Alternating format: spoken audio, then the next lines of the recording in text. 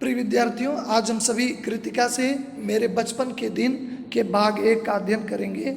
मृदुला गर्ग जी की रचना है। वो अपनी बचपन की जुड़ी यादों को इस पाठ के माध्यम से व्यक्त करना चाहती हैं। वास्तव में जीवन का सबसे अनोखा काल बचपन का होता है। बचपन जीवन का सबसे स्वर्णिम काल होता है। न तनाव न दबाव, सबसे मुक्त होकर स्वच्छंद जीवन बचपन का होता है। तो बचपन की कुछ यादों को लेकर इस चैप्टर में मृदुला गर्ग हैं। आइए उनकी विचारधारा को समझने का प्रयास करते हैं। कहती हैं कि मेरी नानी थी। नानी, वास्तव में नानी का ननिहाल में बड़ा ही महत्व है। कहते हैं मेरी एक नानी थी, जाहिर है पर मैं उन्हें कभी देखा नहीं था। मेरी माँ की शादी होने से पहले उनकी मृत्यु हो गई।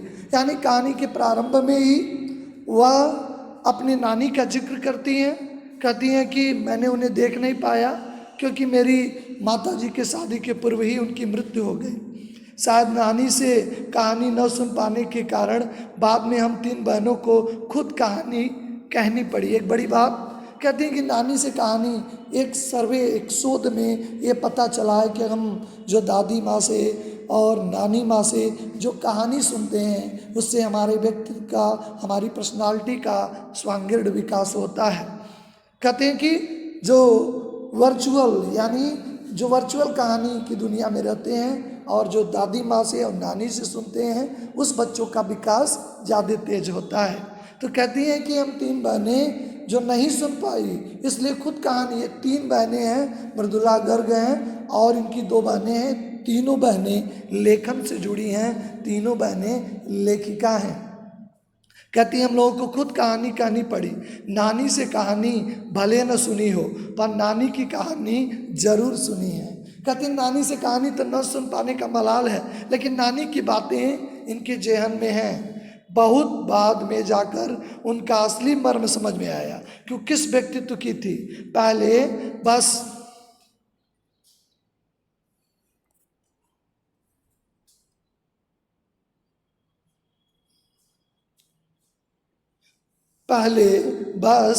इतना ही जाना कि मेरी नानी पारंपरिक यानी ट्रेडिशनल, जो पीढ़ी दर पीढ़ी परंपराएं चलती हैं उन्हें ट्रेडिशनल, अनपढ़ पर्दानसी औरत थी जिनके पति शादी के तुरंत बाद ही उन्हें छोड़कर वैरस्टी, पर्दानसी यहाँ पे एक शब्द है, पर्दानसी पर्दा में रहने वाली, ये ध्यान देंगे, इसको मैंने अलग इंगित कर दिया है। पर्दानसी का मतलब जो पर्दा में रहने वाली। पहले की औरतें इस तरह विचारधारा की होती हैं, पर्दे में रहती थी। कहते हैं कि उनके पति शादी के तुरंत बाद ही बैरिस्ट्री यानी वकालत की पढ़ाई पढ़ने के लिए विलायत चले गए। कैम्ब्रिज विश्वविद्यालय से डिग्री लेकर जब वो लौटे और विलायती रिवाज के संग जिंदगी बसर करने लगे तो नानी के रहन सहन पर उनका कोई नहीं असर पड़ा। अब उनके पति शादी के तुरंत बाद बैरिस्ट्री यानी वकालत की पढ़ाई पढ़ने के लिए कैम्ब्रिज, एक प्रतिष्ठित विश्वविद्यालय है जहाँ पे एडमिशन बड़ा ही मुश्किल होता है, वहाँ पढ़ने चले गए। लॉ की पढ़ाई, वकालत की पढ़ाई।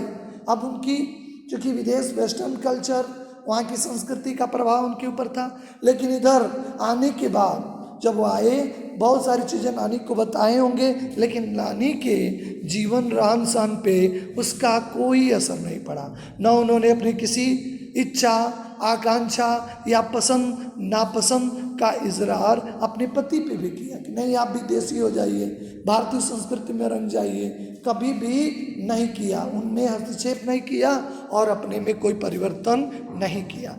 लेखिका कहती है पर जब कम उम्र में नानी ने खुद को मौत के करीब पाया, जब उन्होंने पाया कि अब इस दुनिया में रहना मुश्किल है, तो उन्होंने 15 वर्ष इकलौती बेटी यानी लेखिका की माँ की शादी की फिक्र ने इतना डराया कि वो एकदम मुँहजोर हो उठी। मुँहजोर मतलब अधिक बोलने वाली स्त्री को मुँहजोर कहते हैं। कहती है को अधिक मुँहजोर हो उठी। नाना से पहले कम बोला करती थी। नाना से उन्होंने कहा कि वो पर्दे का लिहाज छोड़कर उनके दोस्त स्वतंत्रता सेनानी प्यारेलाल शर्मा से मिलना चाहती हैं। कहती हैं कि अब मैं पर्दानसी औरत थी जैसा प्रारंभ में देखा।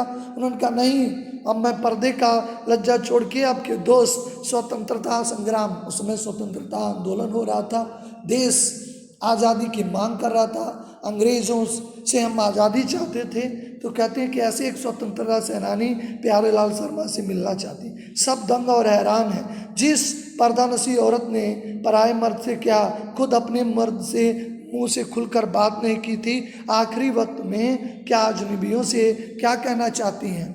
पर नाना ने वक्त की कमी और मौके की नज़ाकत यानी मौके की मांग को समझा उन्होंने, और उसकी बात की लाज रखी। सवाल जवाब में वक्त बर्बाद करने के बजाय फौरन जाकर दोस्त को लिवा आए और बीबी के हुजूर में पेश कर दिया। अब जो नानी ने कहा और भी हैरत अंगेज करने वाला था और भी बदलने वाला था।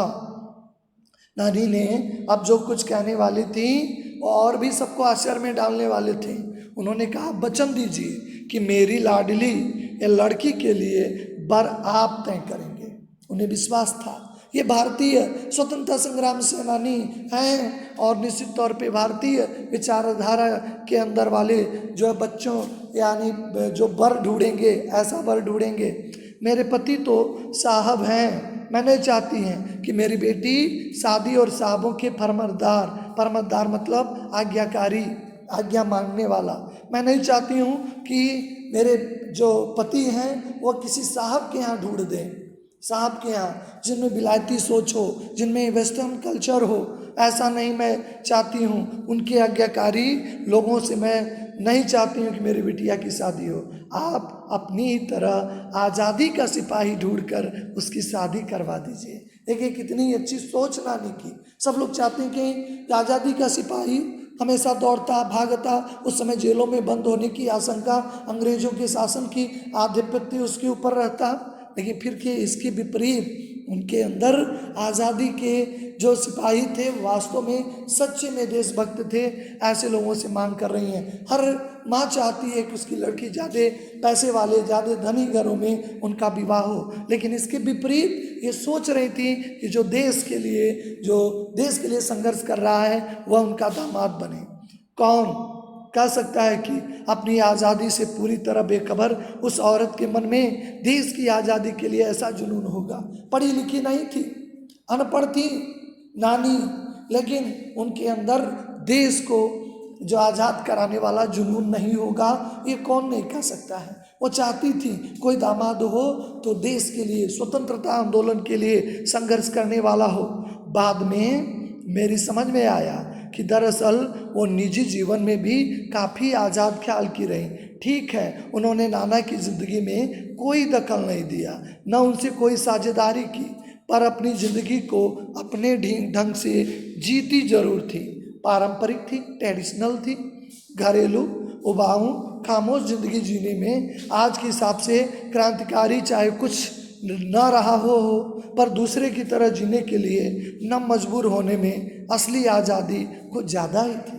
लेकिन आज़ादी के जो दीवाने थे वह स्वतंत्र होना चाहती थी। नानी भी जानती थी स्वतंत्रता का महत्व क्या होता है, इसीलिए किसी की ज़िंदगी में इंटरफियर नहीं, हस्तक्षेप नहीं। अपने पति के जीवन में भी उन्होंने हस्तक्षेप नहीं किया। वो चाहती थी आज़ाद ख्याल का व्यक्ति हो तो बेहतर है। एक पंछी भी आज़ाद रहना चाहता है। हम एक पंछी को पिंजड़े में रखे हैं, उसे बहुत चीज़ खिला पिला रहे हैं, लेकिन जैसे ही उसका पिंजड़ा खुल गया वैसे ही वो उन्मुक्त, वैसे ही वह वहाँ से मुक्त हो जाता है, वैसे ही वहाँ से वो उड़ जाता। आपका खिलाना पिलाना नहीं याद रखता।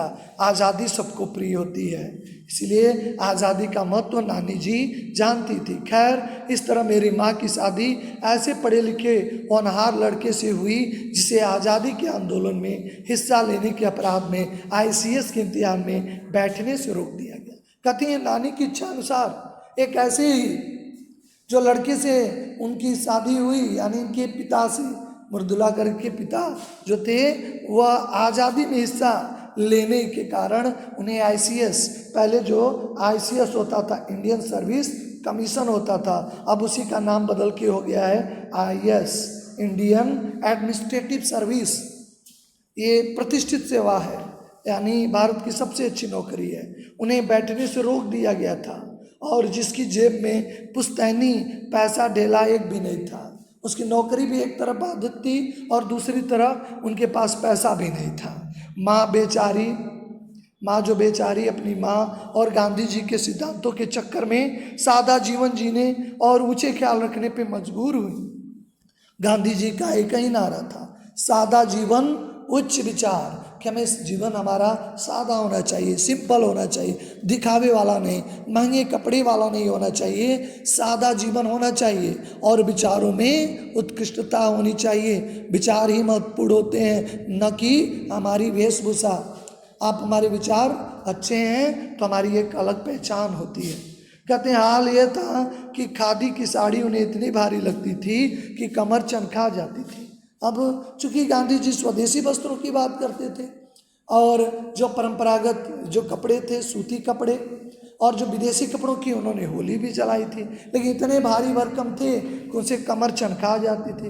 रात भर जाग कर उसे पहनने का अभ्यास करती थी जिसे दिन में शर्मिंदगी न उठाना पड़े, क्योंकि गांधी जी की विचारधारा से, क्योंकि कपड़े तो बड़े मोटे होते थे जबकि उसे पहनने में बड़ी दिक्कत होती थी, नाजुक थी। उन्हें देखकर सास यानी मेरी दादी जी ने कहा कि हमारी बहू तो ऐसी है कि धोई पूछी और चीखे पे टांग दी।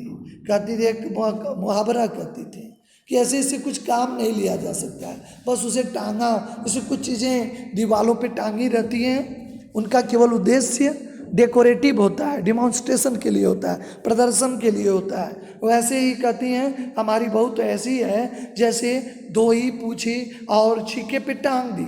गनीमत यही थी कि किसी ने उन्हें छीके पे उतारने की पेशकश नहीं की कि चलिए छीके से उतार के कोई टूल्स है, कोई चीज़ें हैं, उसे काम लिया जाए।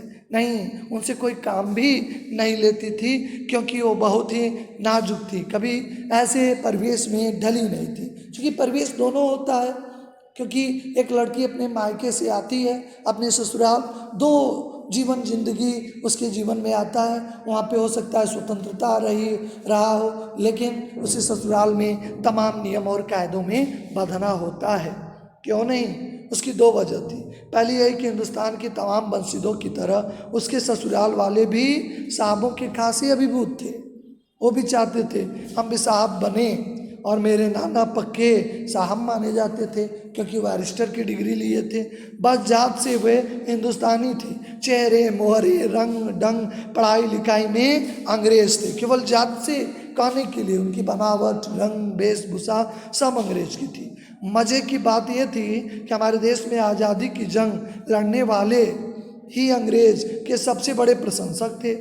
गांधी, नेहरू हों या मेरे पिताजी के घर वाले, भला लड़का आज़ादी की लड़ाई लड़ते लड़ते जेब खाली और शोहरत सिर करता रहा। दबदबा उसके साहबी ससुर का ही था। कहते हैं कि चूँकि दबदबा हमारे नाना का ही था, क्योंकि जेब खाली थी, तंगी हालत थी। आन बान शान वाले साहब ने उनके सिर फिरे लड़के को अपनी नाजुक जान लड़की सौंप दी। उसके रोमांच का कोई क्या परिकथा होती।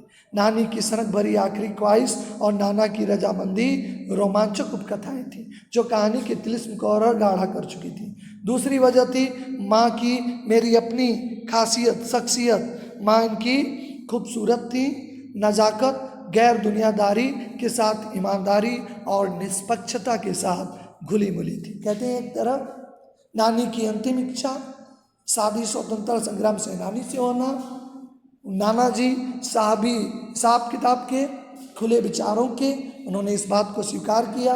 और तीसरा पक्ष जो इनकी माँ थी वो खूबसूरत थी बल्कि नाजुक थी, गृहस्थी के कार्यों में उतनी अधिक निपुण नहीं थी। कहते हैं परिजात से कम जादुई नहीं मालूम होती हैं, उन्हें ठोस काम करवाने की कोई सोच भी नहीं होता। देखिए सबकी अपनी अलग अलग वृत्ति होती है, सबका अपना अलग अलग सोच होता है। कहते हैं कि सब परिवार में एक जैसे कार्य नहीं भी करते हैं, कार्यों को लेकर कई परिवारों में गृह युद्ध तक की नौबत आ जाती है, झगड़े हो जाते हैं, लेकिन उनकी कोई ठोस काम करवाने को सोच भी नहीं सकता था, इतनी नाजुक थी। हर ठोस और हवाई काम के लिए उनकी जवानी राय जरूर मांगी जाती थी। हाँ, कोई काम नहीं लिया जाता था, लेकिन उनसे कोई न कोई, जब भी कोई काम होता था, ठोस काम होता था, सॉलिड काम होता था, तो उनसे कोई न कोई राय जरूर मानी जाती थी और पत्थर की लकीर की तरह उसे निभाई भी जाती थी। समझिए, ये नहीं ये काम के न काज के दुश्मन अनाज के, ऐसी बात नहीं थी कि ये काम नहीं करती हैं तो इन्हें निठल्ला समझ लिया जाए, इनसे कोई भी कार्य न लिया जाए, इनसे कोई राय भी न लिया जाए। जब करती नहीं तो क्या अनुभव है, ऐसा नहीं है। देखिए कितना अच्छी सोच थी कि चलिए कम से कम उनसे कोई राय भी तो ली जाती थी, उनसे लोग राय यानी उनसे सुझाव लेते थे। मैंने अपनी दादी को कई बार कहते हुए सुना कि हम हाथियों पे हल ना जुता करते, हम बैल पे हैं। हाथियों से हल जुताना कोई आसान काम है, हम बैल पे हैं, यानी बैल से ही हल जुताया जाता, व्यवहारिक है। बचपन में ही मुझे इस जुमले का भावार्थ समझ में आ गया था कि दादी जी क्या कहना चाहती हैं। जब देखा हम बच्चों की ममतालु परवरिश के मामले में माँ के सिवा घर के सभी प्राणी मुस्तैद थे। दादी और उनकी जेठानी ही नहीं, खुद मरजाद पिताजी भी। पर ठोस काम न करने का मतलब ये नहीं था कि माँ को आज़ादी का जुनून कब था, ये नहीं था माँ के अंदर, वह भरपूर था, वो अपने तरीके से भरपूर निभाती थी। जाहिर है जब जुनूनी आज़ादी का हो तो उसे निभाना भी आज़ादी से चाहिए, जिस चीज़ से पूछकर उसके तरीके से नहीं बल्कि खुद आपसे। हम जो काम करना चाहते हैं, अगर हमें डॉक्टर बनना है तो हमारी क्रिया विधि भी कैसी हो, हमारी सोच, सोचने का ढंग, चलने का ढंग, बैठने, वेशभूषा, पहनावा सब हमारा डॉक्टर जैसा होना पड़ेगा। अगर हम आज़ादी के दीवाने थे तो हमारी सोच, हमारी कार्य करने की आज़ाद किस्म के होने चाहिए। यही बताना चाहती हैं यहाँ पे लेखिका। इनकी माँ भी बड़ी आज़ाद किस्म की थी। हमें अपनी माँ को कभी भारती माँ जैसा नहीं पाया। भारती माँ की बड़े किस्से हैं, वास्तव में भारती माँ की पूरे विश्व में कोई सानी नहीं है। न उन्होंने कभी हमें प्यार किया जैसे माँ का प्यार हम कभी नहीं भूल पाते, ना ही हमारे लिए खाना पकाया जैसे भारती माँ खाना पकाती हैं, ना ही अच्छी पत्नी और बहू होने की सीख दी। ज़्यादातर माँ अपनी बिटिया को ये सीख देती हैं कि सीख लो, ये कार्य तुम्हें करना ही होगा, ये तुम्हें करना होगा, बहुत ही ज़रूरी है, बहुत ही आवश्यक है। अब नहीं सीखोगी तो कब सीखोगी। कभी उन्होंने राय भी नहीं दी और कभी दबाव नहीं, जैसे भारती माँ देती है वैसे परवरिश नहीं की। कुछ अपनी बीमारी के चलते भी वो घर बार नहीं संभाल पाती थी, पर उससे ज़्यादा हाथ उनकी अरुचि का था। वह ज़्यादातर कार्यों में रुचि भी नहीं लेती थी। उनका ज़्यादा वक्त किताबें पढ़ने में बीतता था, बाकी वक्त साहित्य चर्चा में या संगीत सुनने में वे सब बिस्तर पे लेटे लेटे किया करती थी। फिर भी जैसे मैंने पहले कहा था, हमारे यहाँ परंपरागत दादी या उसके ससुराल के अन्य सदस्य उन्हें न नाम धरते थे, न उनसे आम औरतों की तरह होने की अपेक्षा करते थे। उनमें सबकी इतनी श्रद्धा क्यों थी, जबकि वो पत्नी, माँ और बहू किसी भी कर्तव्य का पालन नहीं की, लेकिन फिर भी उनके ससुराल, अब ससुराल में कोई बहू हो और वो काम न करे, देखिए सामत आ जाएगी, सामत। लेकिन इसके बावजूद भी वो काम भी नहीं करती थी, अपने जो है दुखों से परेशान थी, तबीयत से परेशान थी, लेकिन उसके बावजूद भी कोई उन्हें ये नहीं याद दिलाता, नहीं आप पीड़ा में हैं लेकिन ये आपको काम करना जरूरी है, कोई ऐसा नहीं कहता था। साहबी खानदान के रूप के अलावा मेरी समझ में दो कारण हैं। हो सकता है साहब की लड़की है, वारिस्टर हैं, वकील हैं, कुछ कानूनी दाव पेच कर दें, या इसके अलावा एक प्रमुख कारण रहा हो कि उनके ससुराल में लेखिका की माँ को कोई तंग नहीं करता था। लेकिन इसके अलावा भी लेखिका कहती दो कारण थे, फिर भी लोग वह कभी झूठ नहीं बोलती थी, और झूठ न बोलने वाले का हमेशा सम्मान किया जाता है जो झूठ नहीं बोलते हैं। और दूसरा कि एक गोपनीय बात दूसरे से जाहिर नहीं होने देती थी। सबसे बड़ी बात थी वो किसी गोपनीय बातों को ये चुगली नहीं करती थी, इसलिए लोग उनकी इन सद्गुणों के कारण उन्हें बहुत सम्मान देते थे। पहले के कारण उन्हें घर का आदर मिला हुआ था, और दूसरे के कारण बाहर वालों से दोस्ती। बाहर वालों की कोई बात है, इधर की बात उधर नहीं करती थी, इसलिए उन्हें बाहर वालों से भी दोस्ती थी, घर में भी और बाहर भी उनको बड़ा सम्मान था। और हमारी भी थी। माँ की भूमिका हमारे पिता बखूबी निभा देते हैं। मुझे याद है बचपन में हमारे घर में किसी चिट्ठी आने पर कोई उसे यह नहीं पूछता था उसमें क्या लिखा है, भले एक बहन की दूसरी नाम क्यों न हो, माँ ये जानने को बेहाल हूँ कि बीमारी से उबरी कि नहीं उबरी। छोटे घर में 6 बच्चों के साथ सास ससुर आदि के रहते हुए हर व्यक्ति को अपना निजित्व बनाए रखने की छूट थी। संयुक्त परिवार में कहाँ प्राइवेसी, कहाँ आपकी निजता रहेगी कि आप सब काम मनमाने ढंग से करें। छूट का फायदा उठाकर हम तीनों बहनें और छोटा भाई लेखन के हवाले हो गए। इस तरह इस भाग में हमने देखा कि लेखिका अपनी नानी के बारे में बताती है, नानी के और माँ के बारे में चर्चा करती है। उसकी बचपन से जुड़ी और यादों की चर्चा अगले भाग में करेंगे। आप सभी का धन्यवाद। फिर नेक्स्ट वीडियो में आपसे मुलाकात होती है। हिंदी उत्कर्ष चैनल को आप लाइक और सब्सक्राइब करें ताकि आपको नई वीडियो का अपडेट मिलता रहे और आप अपने ज्ञान का अर्जन करते रहें।